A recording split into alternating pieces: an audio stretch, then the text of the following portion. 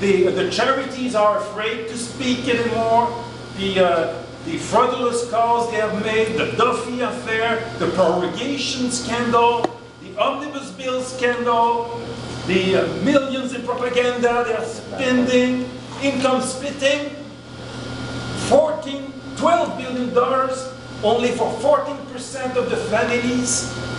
So they are bad, okay? They are very bad. Be motivated. You need to replace them.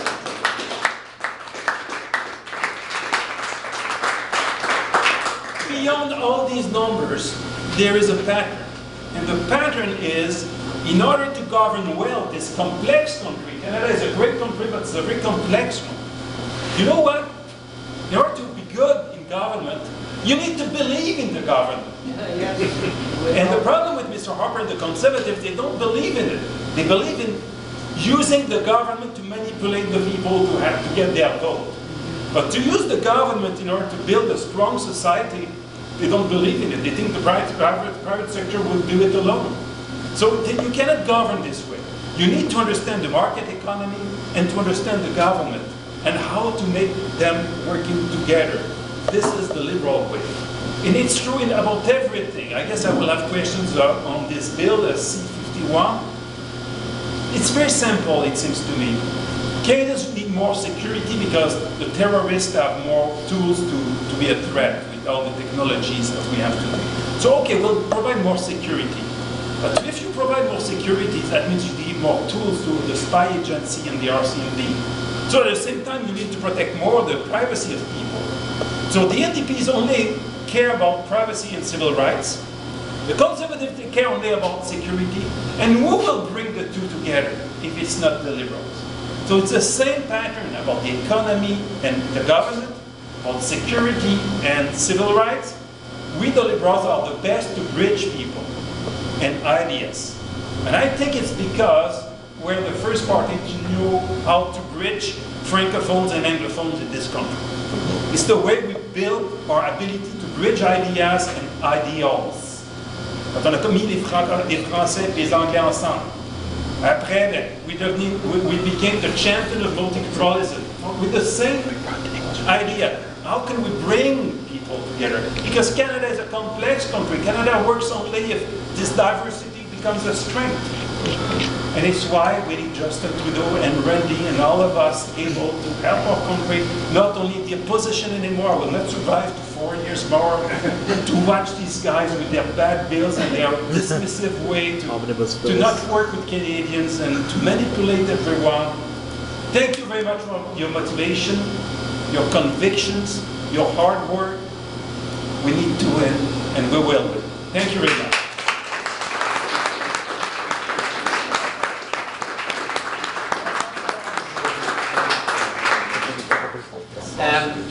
One of the things that when Monsieur Dion was speaking, it reminded me that there's a certain number of seats we need to win in the West. And one of the ways we're going to win those seats is by being a party of the urban West. All at the same time respecting our rural seats. And one of the ways we need to do that, and I know you know that Adam Vaughan in Trinity Spadina is doing this, and Christopher Freeland, is we need to be the party of cities. We have 83% of Canadians, and it's the same number in Alberta, living in municipalities. And the only way that we get Yellowhead actually upgraded to a proper cross-Canada highway, and that the exchanges at 75th and 50th actually get built, and then we actually get the LRT line going right here, over on Stony Plain Road to the west, is if the feds, the province, and the city play. The cities can borrow the money. The provinces have the money because of our taxes, but if the feds don't play, there is no LRT. And to Stephane's point, they took a $2.5 billion fund, and next year, it will be $200 million. Yeah. How do you do $200 million in infrastructure for a country of 35 million people? That's 2 kilometers of rail for us. That's just us. That's not Vancouver, that's not Montreal, that's not Toronto. And we also have a major housing deficit. Homeward Trust leads this country in getting, over the last 5 years, 3,500 people housed. And we need to take that example and take it across the country, but that's going to come from an infrastructure fund. And so if we can get transit, we can get housing, we can get infrastructure money to our cities, then we can actually see the kind of growth that we're talking about so that people can have jobs, so they can feed their families and actually live the kind of lives we want to lead. But one of the interesting things that happened to me this week is I attended an event that was held by the Canada West Foundation, and they had Eco Fiscal in from Montreal. And this is a group that's bringing environment and business together. And I stood up and I asked them, if they were Prime Minister, what would the elements of their environmental plan be to capture carbon? And they were like, oh no, he's actually made me Prime Minister for a month. But they answered categorically, you have to pull the provinces together, you have to have a coordinated framework, you need to set benchmarks. Essentially, Justin Trudeau, the Liberals, have this right. So we're on to something. So my first question to Monsieur Dion, who you will remember ushered in the Green Shift and ran on an environmental program. And I was at Montreal, I was at your convention as a delegate when we showed up Sunday to a Liberal convention and everything that had Monsieur Dion's name on it was green. I'm not talking forest green, I'm talking neon green. I still have the t-shirts and the hat. So Monsieur Dion, what has changed in the minds of Canadians vis-a-vis our environment, and how much of a gap will we have to close when we're in office, given how deep a hole the Conservatives have dug us? The environment and people. The problem is, I think I overestimated at that time in 2008 the understanding that people have about the environment and the economy together. In order to win since Confederation, in order to win, Liberals need to hold the economy. When people cast their ballot, they must think, if I vote Liberal, it's the best way to help myself to keep my job or to get a job, to help my community to keep the factory open, to save money for my children for their studies. It's the way people will vote at the end of the day. And if they think it's Chrétien and Martin, we are elected. If they think it's Harper and Flaherty, we will lose. So Mr. Harper's strategy is to always to look like the no-nonsense politician that is strong facing the uncertainty of the world. But I have shown that his economic record is awful. So we need to destroy the view in the mind of the people that he is competent regarding the economy and that he has a strong team regarding the economy. They need to be convinced it's us, Liberals. About the environment, I thought in 2008 people were ready to hear the following. In order to have a strong economy in this 21st century, you need to have a strong environment that is sustaining your economy. You need to be sure that you're not destroying the economy of your children and grandchildren. That when they will be adults, they will be able to build on a strong economy. That the soil will be able to bring the food. That the water will be able to be enjoyable and to drink it. That animals will be there. That tourists will want to come in Canada because it's a lively place. That we are energy efficient. We're able to produce more with less waste. So I thought people were ready for that. But in fact, maybe I did not do a great job to explain it. It's difficult maybe. But because I was insisting on the fact that to me, the economy that we need is the sustainable economy, people thought that I was a tree hugger.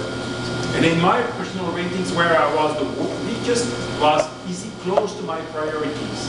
I was perceived as removal of the priorities of people. So as a leader, it was a difficulty for our party.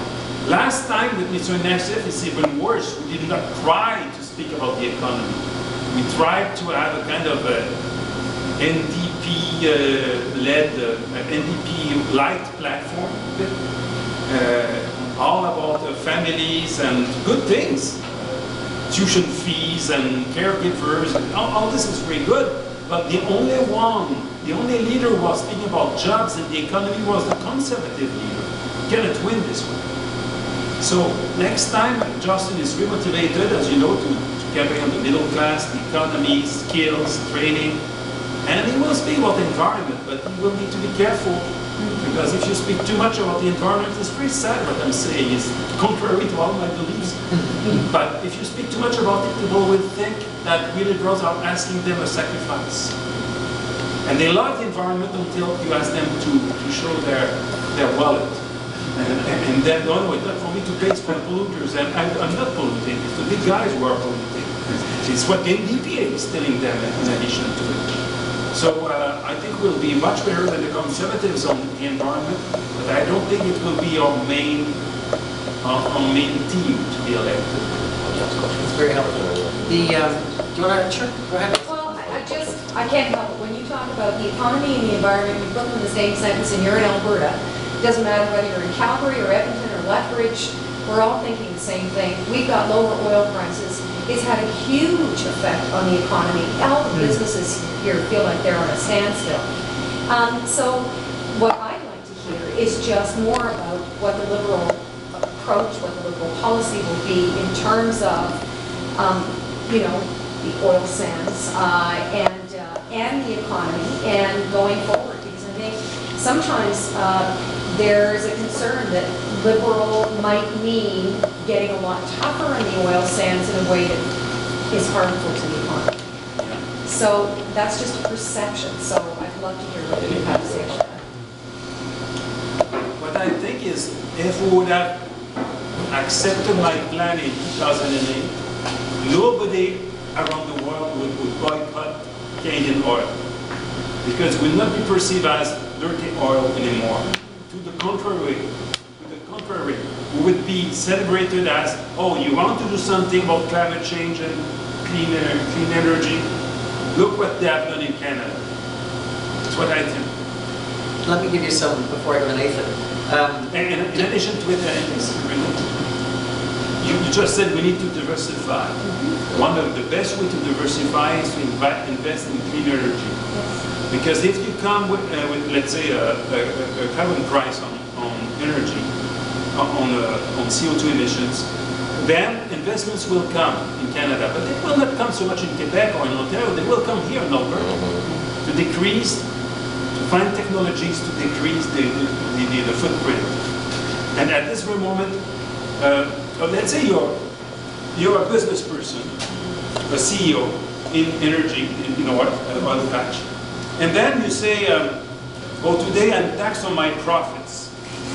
So what do you do in order to pay less taxes? You ask your lawyers and accountants, can I declare a bit part of my profits abroad within the law? And they will find beautiful ways for you to save money. And it's good for the CEO, but it's not good for society.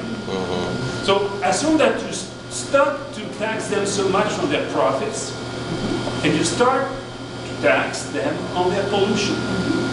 So the same CEO will bring around the table not only his lawyers and accountants, but all of a sudden also his engineers and scientists. And they will say, how can I pay less taxes? And these people will say, now, boss, that you ask us the question. We have great ideas to decrease the emissions. And there is a research center at the University of Alberta. We'll work with them. We'll hire their young people that have a diploma from this university. And that will be great for us. So I think it would have been a beautiful plan. But only 14% of Albertans were in agreement with us in 2008. Sometimes it's because they don't understand. So, or because it's an idea for many elections. It's like the right to vote for women. The first time women said, we need to vote, men didn't say, oh, what a great idea. It took a lot of pressures before to do that. we say inside the party that Stephane is a man ahead of his time, particularly on the environmental issue. Let me direct you, if you haven't taken a pamphlet, I encourage you to do so. And not because I want you to vote for me, but I do. But because it says Canada needs more Edmonton on it. We need less of today's Ottawa and Edmonton and more of today's Edmonton and Ottawa. And why is that? 3 reasons. We have a heavy emitter taxation policy here on greenhouse gas that Stelmach put in. And it charges $15 a ton to heavy emitters. It's not a perfect system. It's too low, it doesn't have enough teeth, but it's the first time a province led in the country. And that fund that goes to the Climate Change Energy Management Corporation has about $380 million in it now. $212 million of that money has been invested in 50 companies that are tasked now with greening the industry. Those 50 companies took that $212 million and turned it into $1.6 billion in additional investment. That's all coming mostly here to Alberta. Now imagine if we took that program and made it national. Now, if you talk to Eric Newell, who's chair of CCMC, he will tell you it's not a 10 times escalation, but it's 5 times.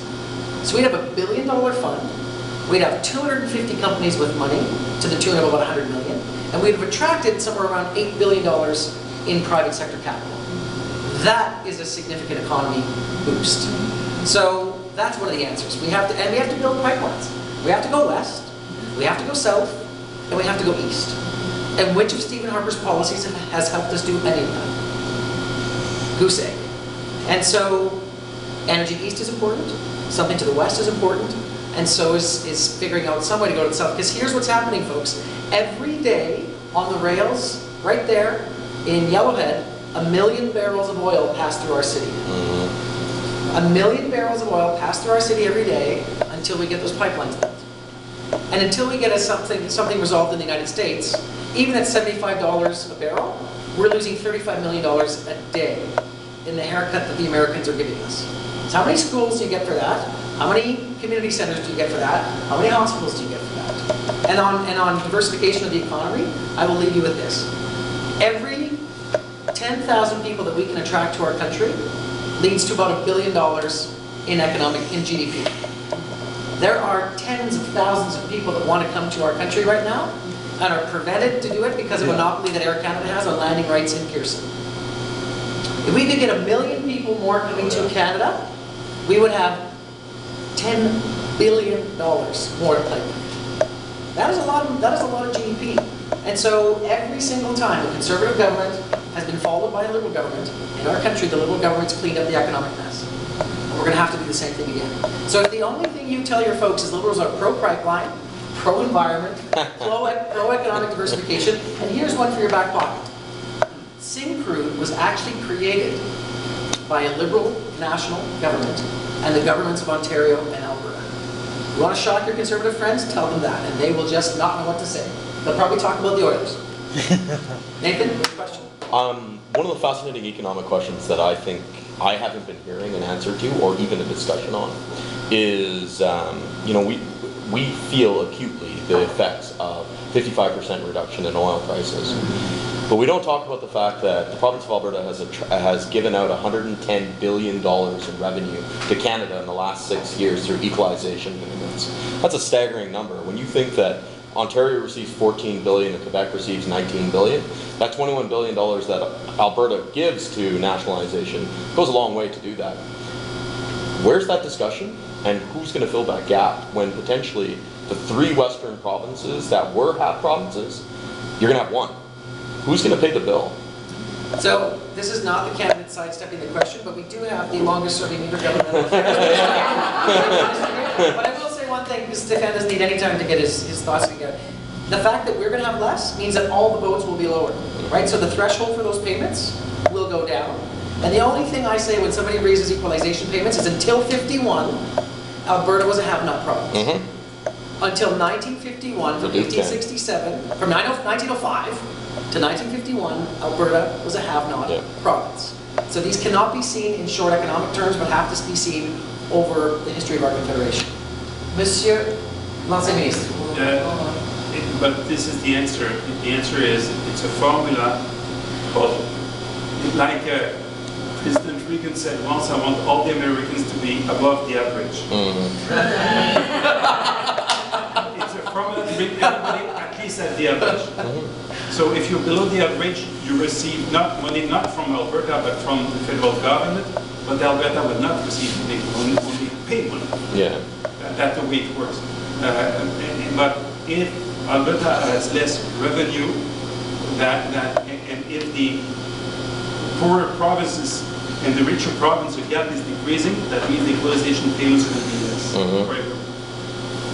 And if Alberta is in big trouble and go beyond the average, then Alberta will still pay equalization, but receive equalization as well. And we're seeing this now, because Ontario, for the first time in 15 years, is about to, in 2015, become the economic engine of the country. But if Alberta is going down, it's really like in Ontario will start. Oh yeah, But at the same time, you're coupling that with $325 billion in new provincial debt in Ontario. So occurred in the last 6 years. So that's a little give and take there. Right? Here's another, because this is good. I mean, this is why we're here.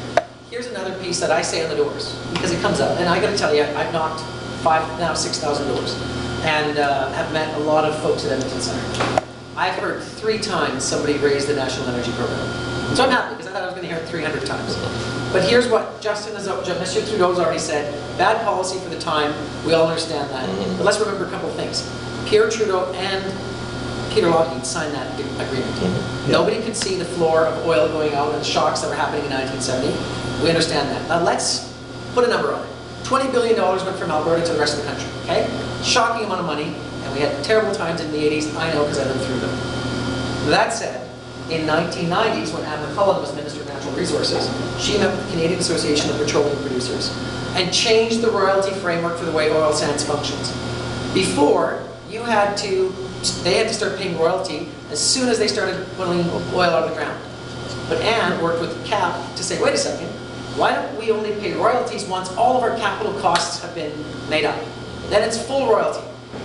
Sounded good to the federal government, took it to Cabinet, Cabinet said yes.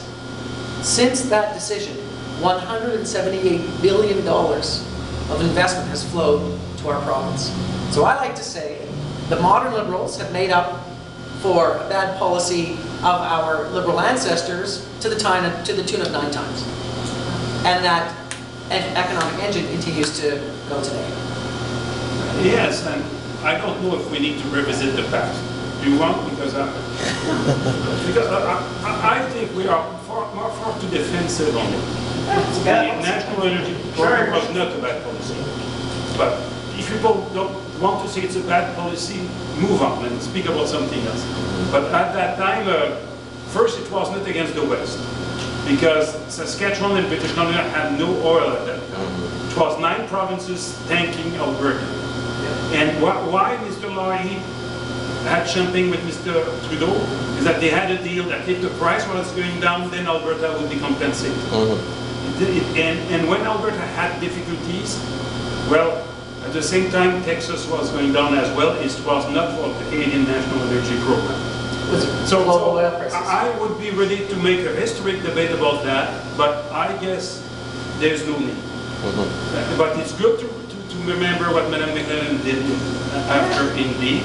So I think the Liberal government would be great for Alberta, and we have a lot of arguments to make that point very clear. Well, I'm going to go to here and then Rick.